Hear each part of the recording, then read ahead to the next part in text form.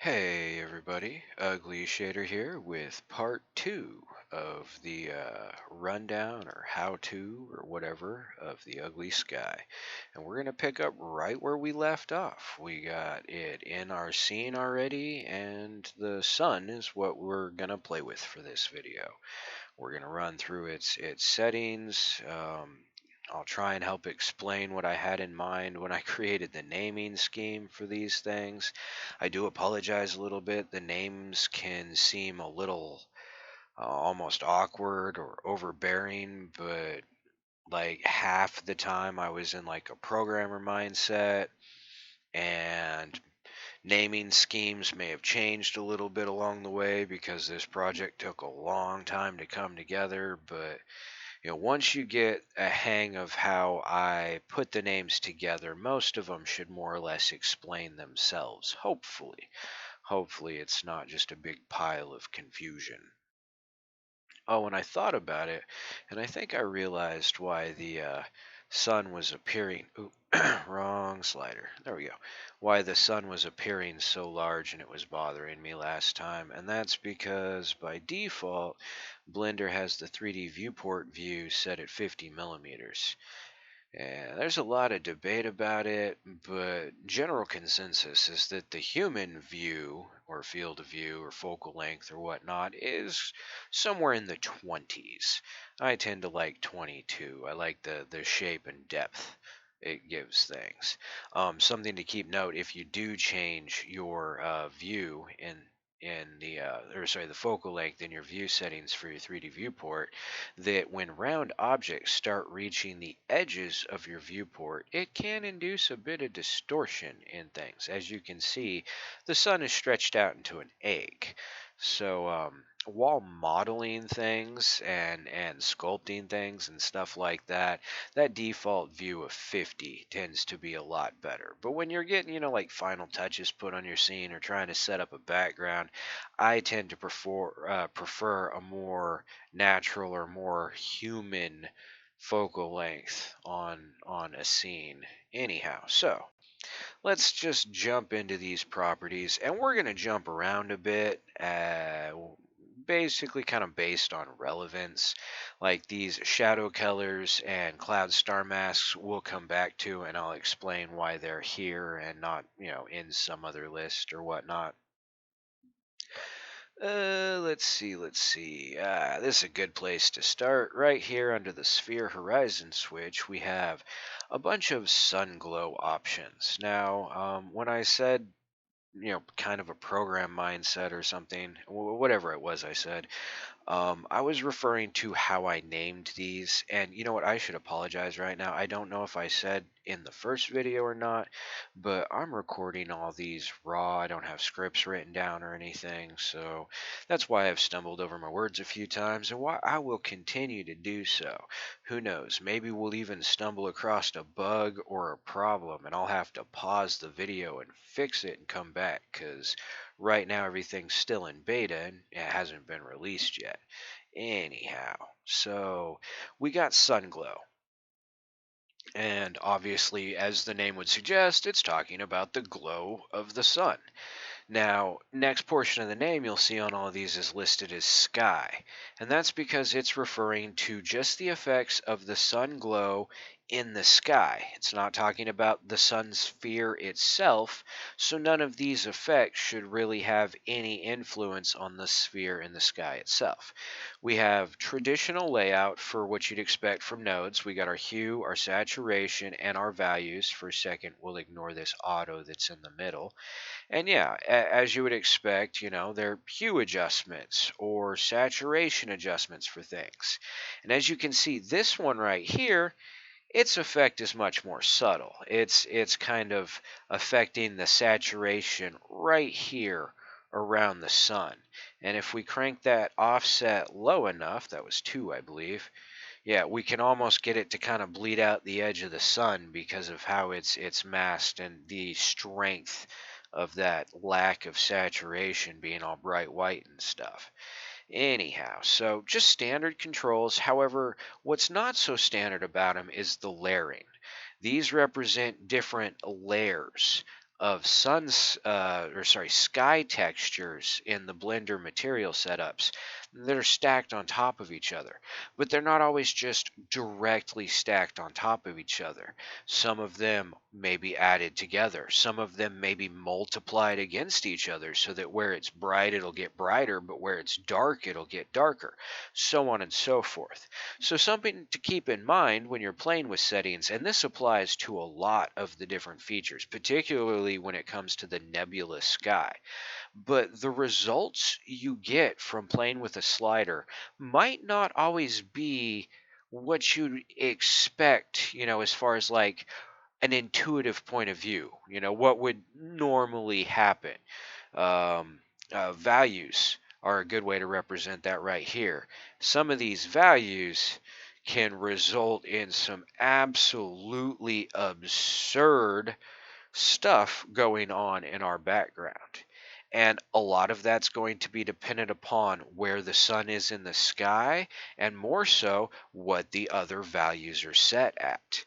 And even though these all look like they're set at zeros, oop, I left that one at a one.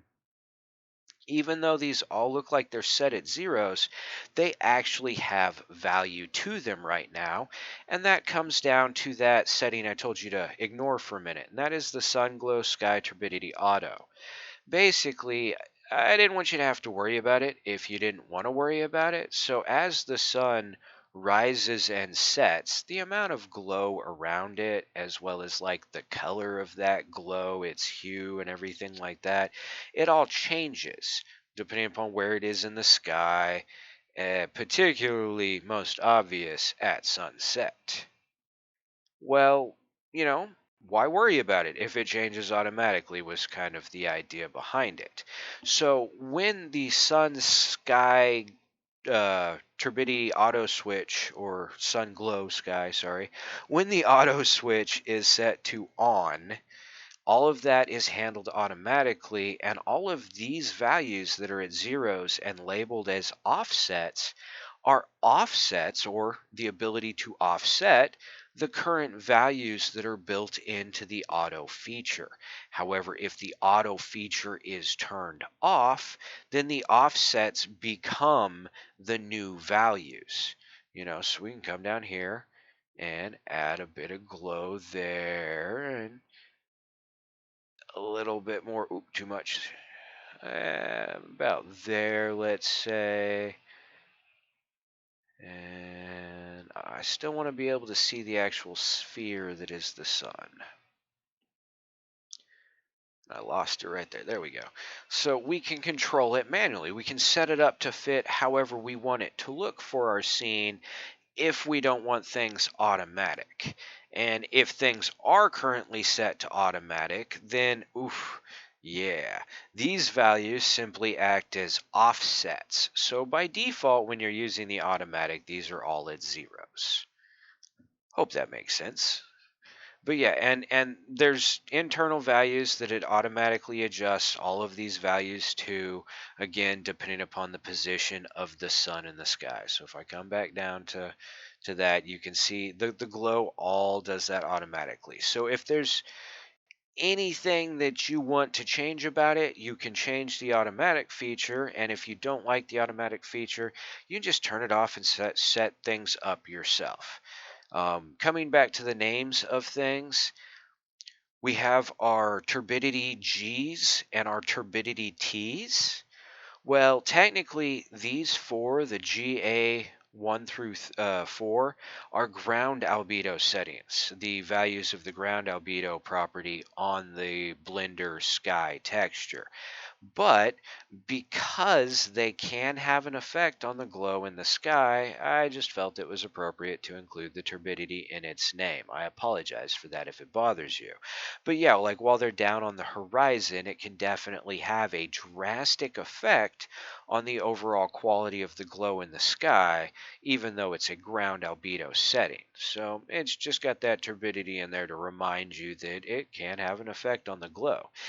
I hope I'm pronouncing that right, but regardless of that, if you're unfamiliar, this basically just references the amount of light reflection and refraction and stuff like that that's going to occur between the sun entering our atmosphere and the time it gets to you, influenced by many factors: time of day, altitude, current humidity levels, current levels of pollutants. For example, if there's like a forest fire nearby or something like that, all of these things put molecules or result in or are the result of molecules of stuff being up in the air and in the atmosphere.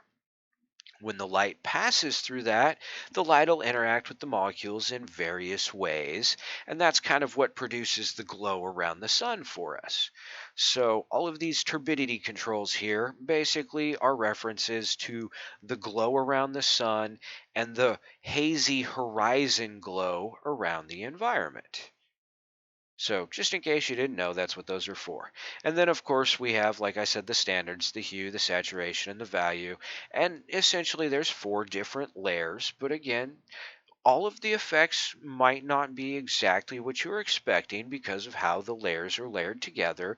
And the effect of a change on something may be more noticeable or less noticeable depending upon the values of the other properties that are controlling the other layers, as well as the position of the sun in the sky. So be mindful of that if you go to change a setting and you're like, wait, I'm not seeing something change. Why isn't it changing? Well, perhaps try moving the sun to a different position in the sky and trying that change again to see if it's noticeable. Or maybe changing some of the other values associated or, defined by what it is you're changing and then trying again. So, yeah, from the sun horizon switch down to the horizon fade. All of these right here are just for the sky glow control, so you can set it up however you'd like. Next, let's go ahead and why not? Let's talk about the sky horizon fade, the sky horizon level, the sphere horizon switch, and down here we have sun horizon fade and sun horizon level. They're kind of like five properties tied together, but alphabetically these just happen to end up in between. Sorry about that. I probably could have gone back through and renamed a bunch of stuff, but again, that means renaming all of the locations and everything like that, and the drivers that are associated with them, and the risk of me making an error and something not functioning properly, as well as the amount of time it takes to go through the node network and do that, especially with how laggy it is to try and edit that thing. It's just unfortunately not that really worth it for me. Perhaps in the future, if the product ends up being really popular and people really like it, it can get some revisions. But for now, I'm sorry, some of your lists are separated kind of funny as a result of just their names.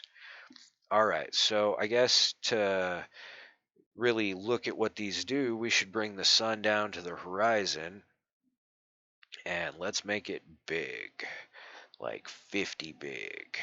Heck, let's go max. Let's go 100. All right, so we can really see the sun now.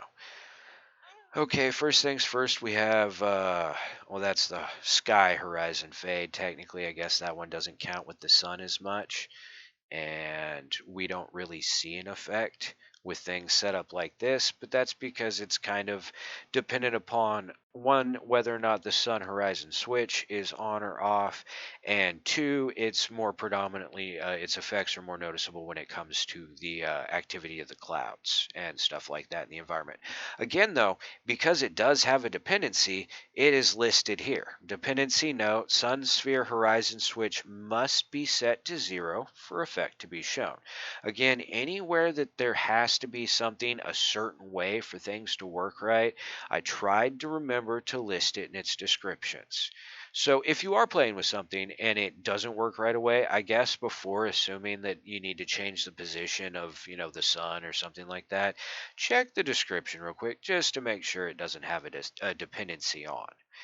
Okay, so this basically controls whether or not the sun material or the sky material continues down below the horizon as far as the sky texture. Um, I don't know how many of you have used the sky textures in Blender or whatnot, but the underground portion of the sky texture tends to be kind of ugly. It's kind of a grayish color. As you can see over here, when the sun's setting, it goes to kind of a puke green color, I guess. I don't know. It's just not exactly a pleasant material. But again, some may like it, some may not. Anyway, this allows you to turn on or off that lower portion, and it just masks it off so that you can't see it.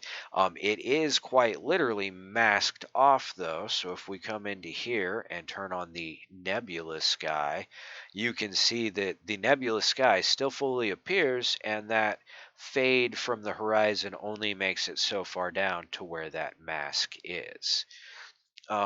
The main reason to have that able to be turned on and off is, like, for one example, the dependency of being able to fade certain things up and down the horizon, like what we were going to get to with here. And as you can see now, that controls the amount of sky fade working towards the horizon.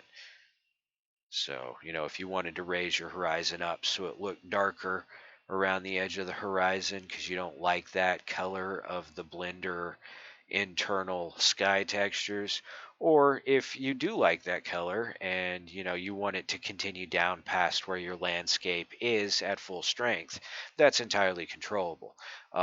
Another thing that this has to deal with is when you're doing like a render where the clouds are overhead. If you're using the clouds and you have, say, a plane down that you've made into a landscape and you're putting stuff on it, well, the clouds, in a sense, will act almost as a reflector.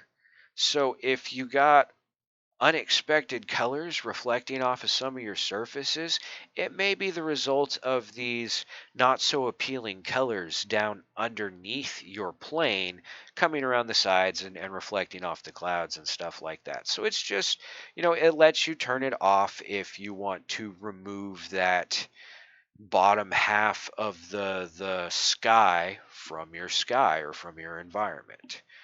The sky horizon level, again, note dependency, the sphere horizon switch must to be set to 0. And this just controls the actual level of the mask for that horizon fade. This controls the strength and fade of the mask. And if we make it super sharp, you can see this literally just moves up and down the level of that mask. And yes, this will mask everything that is part of the sky as far as the sky that is associated with the sun. So you will lose your sun wherever that mask line is. Okay, and then these ones down here. Um, the amount of sun controls the amount, the fade amount above the sun horizon. So if you look at our horizon is extending downward, but you can see our sun is actually starting to disappear, and it's got a faded gradient where it is disappearing. And that's what the sun horizon level and sun horizon fade control. That controls the point at which the sun fades on the horizon, and this, of course, controls the strength of that faded gradient up and down on the sun. Um, we're going to skip offset, come back to it when we hit rotation. Here we have the sun scene light control. By default, the sun lamp object adds light to your scene. So if we add a scene, scale it up, drop it down, throw a cube in here real fast, scale it up and drop it down, you can see we're casting a shadow on that cube. So if I come to my sun settings and scroll back down to the sunset and bring the sunset up, you can see the position of the sun obviously is influencing the location of the shadow. And as the sun sets, the brightness in the environment darkens, everything like that. That's all controlled automatically as soon as you turn the sun on. However, where are those at again? Here we are. We have overall control over as far as an offset and the color of the light itself. So we can strengthen up the light or we can make it dimmer. It's up to us. And we can fully control what color the sun is actually adding to the environment. So yeah, if you wanted a warmer, more natural look, you drop the blue out of it. Say you wanted a brighter, cleaner look, you take some of the red and green out of it and leave the blue. And then, of course, if we bring our sunset back up, that gives us that sharper brightness, the more hospital light look, as I like to think of it. But yeah, so it automatically has light control for it as it sets that fades to nothing once the sun is set. However, we can adjust it to be either brighter or darker, and we have full control over the color of it. So that's that little group right there. Sun size, you already saw me play with, just controlling the size of the sun, and we're actually going to leave it big because we're going to come up on the textures for it here in a second, because obviously, as you can see, it's got texture on it. And let's see.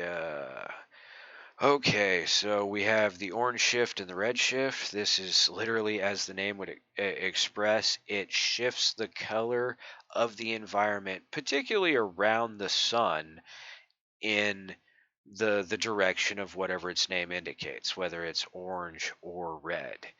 And down here, we're going to skip the rest of this because down here we have something that kind of relates to this orange and red shift, and that is the sky color shift. So if I set the sun further, we have color shifting in the environment. And as you can see, there's a point at which it doesn't really reach past it. The color of the sun stains the sky to a certain point, and then it fades over to the traditional, just blender sky material. Well, that fade is controllable right here or whatnot. So we have the sun sky color shift, and if we turn that off, that turns off the mask that prevents the color shift from bleeding to the other side. So as you can see now, the color definitely has bled over to the other side of the environment. So we'll turn that back on. And then the next three options basically represent points on a color ramp that allow you to control the fade of the sun as well as that color in the sky. So you can restrict it further down. So, I mean, obviously, we have a huge sun right now. Normal size sun, this circle of color would be much more appropriate. But yeah, you can control the overall amount of color fade in the environment, or you can extend that gradient further out. And if I remember right, I think there's one combination of these settings. I don't remember which one it is, but at which you can actually get the gradient to fade most of the way across the sky. And if you need it any further than that, well, you can just turn the color shift switch off so that it allows it to go all the way across the sky. It's entirely up to you. And that is on a gradient, so you can control how far across the sky it shifts. And then right here, we have a very obvious breakpoint. And because of that, we can come back in here with the three controls that are underneath it, the mods, and adjust that breakpoint to get a smoother gradient. I can't tell you what the perfect settings would be. There's just so many options to play with.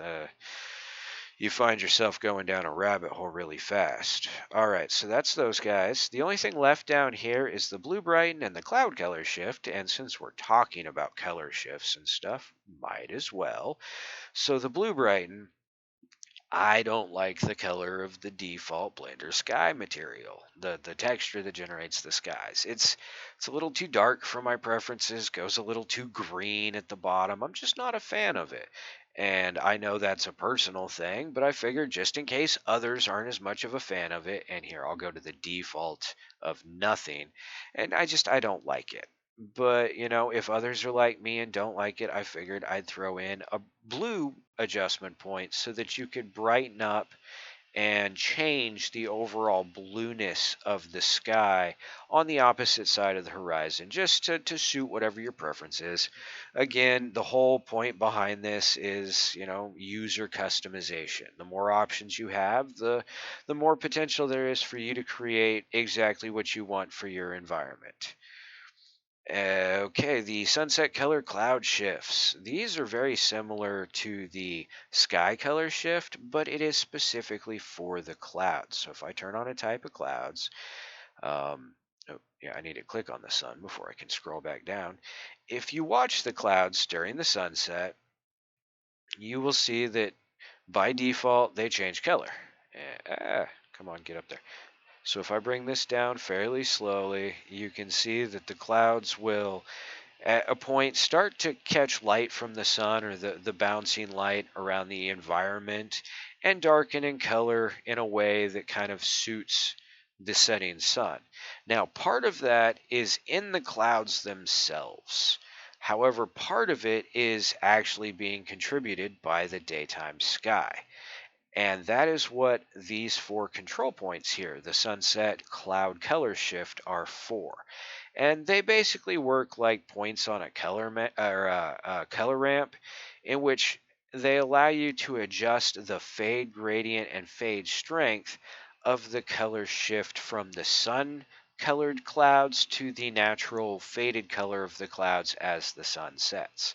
So as I adjust this one point, you can see we're getting a really defined gradient right there, and we can see where the gradient is and stuff. And basically, all 4 points represent just the white side of a color ramp and allow you to tighten up the gradients to change the influence of the setting sun color to the more natural color of the sun's collecting the light that's bouncing through the environment and stuff like that. All right, let's see, that covered all of that except for. Okay, so we have sun, sky, orange shift. We went through those. The sphere fade. That's pretty obvious. It literally just fades out the sphere that is the sun. Spots amounts. Okay, we're getting into texture on the sun. The next, well, from the sphere fade right here. So we got sunspots amounts down to the texture temp offset. All of this is going to control the color of the sun as well as the material that's on the sun. Now, I know it's not scientifically accurate to make the sun appear darker by cooling its temperature as it sets. The sun doesn't get colder, we're just looking at it through more and more molecules of stuff as it gets lower on the horizon, and therefore it appears to darken and change color to us. However, in Blender, changing the color of the sun and everything like that, it was just easiest and most efficient doing it with the temperature control. Let me turn these clouds back off so they don't get in the way. Oops. All right, so obviously, as the sun rises and sets, it goes from being brighter to darker, warmer in color. It cools down in color so as to try and emulate the appearance we get here on the earth as far as the sun setting and whatnot. If you don't want that to happen, well, it's set up just like the glow around the sun is in those controls and stuff, and it has its own auto setting. You can set the sun auto temperature thing to off, and then you are the one who gets to pick the temperatures. And just like with the sun glow, when it's on, it has its own predefined value, and we have a couple options such as sunspots temperature offset, sun texture temperature offset, and just sun temperature offset. So we can offset the value of things while it's being auto controlled, or we can turn it off, and now these become the new base values so we can pick our own temperatures. Um, the same thing with the spots on the sun. You can pick their temperature and then the overall sun texture temperature. However, because of how the texture is produced on the sun, when you get to really low values, it just kind of fades the whole sun to like a dead star or something. Anyhow, so yeah, you have full control over that. And then we have a few other options in here that pertain to the appearance of the sun. We have the scale of the spots, and that's almost kind of misleading. I apologize for that. If we zoom in and go like 250 and whoa, other way, pan over so that we can see one of these sunspots, and then we'll drop the temperature down so it's very obvious. That's the amount. There's the temperature. You can see the material that's generating the spots. And if I increase the scale, you will be able to see it's a Voronoi texture that's generating the spots. Increasing the scale does not increase the overall amount of like the area that the spots appear in, it increases the amount of actual spots that appear in the area.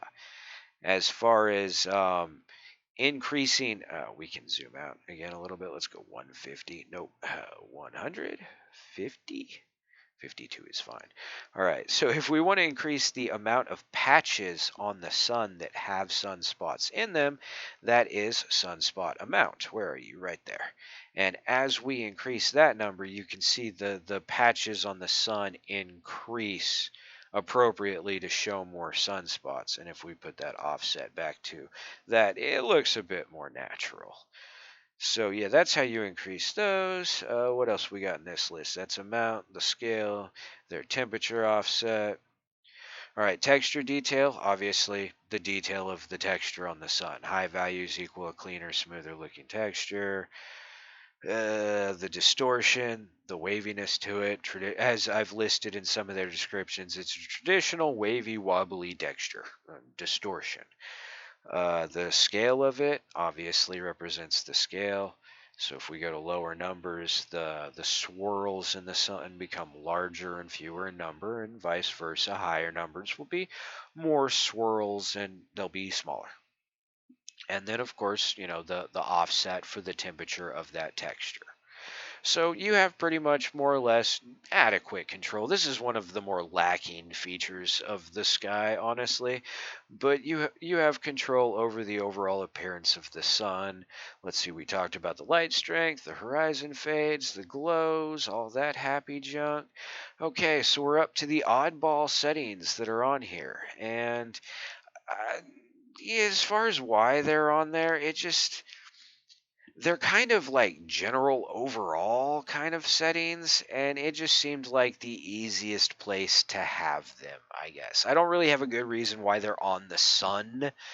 I would have put them on their own object, but there's already 22 objects coming in, and it felt like overkill as is, so they're up here at the top. Okay, some of the clouds, not all of the clouds, but some of the clouds have a backing layer built into them that was, well, in the original design, like almost 2 years ago, of how I was starting to build the clouds, it acted as like a shadow layer. Over the last 2 years, that changed. That layer is no longer a predominant portion of the cloud setup. However, for some of the types of clouds, it still was able to act as a bit of a shadowing layer. So I went ahead and left it in and gave you color control over it and stuff like that. So if we come to our cloud one, and I already turned it on, down here in near the bottom of our list, we got mask, rotation, roughness, shift, and sunset color shift. So cloud type 1 doesn't have a shadow. I don't have these memorized. Cloud type 2 has a shadow. Okay, so let's turn on cloud type 2. And because it's no longer actually a primary portion of the layering network, it doesn't always work as expected either. So cloud type 2 shadow, there we go. So we're turning on some shadow on the clouds, basically, darkening up some spots on the clouds. So if oop, that was a little overdone. Let's go back to point 0.5. 0.75. There we go. So if you happen to be using the shadowing layer in the clouds, and cloud type 4 still has like a lot of shadowing features. That's how a lot of Cloud Type 4 is actually created appearance wise. Anyhow, if you have the shadow features on in any of the clouds, there is one general list to control their colors. And there are two different colors on a color mix node, and both of them literally just mix together. You can go one color or the other, and it's just a straight mix setting. A lot of the mixes in this setup don't use just a this or that kind of mix, but this is one of those. And these 6 settings here literally just allow you to adjust the blue, red, and green value of that backing layer for the shadows. So if oh, that's shadow, that's B. We want, okay, so color 1. If I bring this up, see, and this is one of those where it's not working as expected. Instead of getting a reddish color to our shadow, it's just brightening them up. Again, shadows, I meant, well, not meant, but I probably should have taken them out. But because they still kind of work with some of the clouds, I was like, whatever, I'll leave them in just in case. So that's what those settings on the sun are for. And then for these other settings, let's go ahead and turn on the nebula sky, this last little batch of settings. And let's go to the sun and let's set the sun so that it's not brightening up the atmosphere and we can easily see the gaseous nebula skies behind it. Go ahead and turn on one of the types of clouds. And as you can see, we cannot see anything through the clouds, I mean, where the clouds are kind of thin, we can see through. And they actually have almost kind of like a darkish edge to them where we're getting that separation between the clouds and the fade to that nebula mask. Well, that's what these 10 settings right here control. There's one for each type of clouds. Actually, there's two for cloud type 2, and was there 2 for cloud type 6 still? Nope. Nope, just cloud type 2 has 2 of them. So I guess it's 11 properties. But these represent the masks or the strength of the mask that prevents the background from showing through the clouds. We currently have cloud type 1 on, so if I drop this down, way down to the bottom, now you can see the only places that the nebula is blocking out the clouds is like where it's really thick. And pretty much everywhere else, the light of the nebula has made the clouds see through. You can see straight through them. Increasing the number on these settings simply strengthens the mask that is behind the clouds, preventing you from seeing the sun or the stars through them. And yeah, if you go really high, it literally cuts out to black backing behind the clouds. So, max values are probably unwanted. However, as you get towards that max value, it can give you kind of a nice rainstorm look to the edge of your clouds, depending upon what the overhead backing is. Keep in mind, though, this mask is only applied against the nebula style sky, as well as, turn you off, the Earth night stars. So as you can see, they are also masked by the clouds. And if we go back to the sun and drop that value way down again, now there's stars starting to peek through the clouds everywhere that they get thinner, and even some spots where they're way too thick for us to be seeing stars through them. We can see stars through them. So these settings here just control the strength of the star masks for the clouds. So that's it. That pretty much covers all of the control properties for the sun. Let's turn these clouds off. Have them stars turned off. And let's raise our sun back up so we're not just staring at a bunch of black nothingness. So yeah, that controls, or that covers pretty much all of the not pretty much. I think that is all of the control points for the sun. The next couple videos are not going to go quite as in depth. I mean, they will be in depth like this one was, but the lists we're getting to are going to start getting bigger. So on those really big lists, we're not going to go over every single property in detail, especially because in some of the other lists, you'll start to see that various types of control points begin getting repeated for different layers. So, it does the same thing as for layer 1, but it's for layer 2 kind of situation. Other than that, though, yeah, that's the settings for the sun. Oh, I guess well, the next video is going to go over the clouds, so I'll just save it for that video. So yeah, next video, part 3, we'll be discussing the 10 different types of clouds and any particular quirks or characteristics they might have. We're just going to go through each of them real quick, one at a time, run through, play with their sliders real quick, and then it'll be off to playing with the stars, the light pollution, and the moon after that. Thanks for watching. Again, if you purchased the sky, thank you for that. And as always, try to enjoy creating things your way.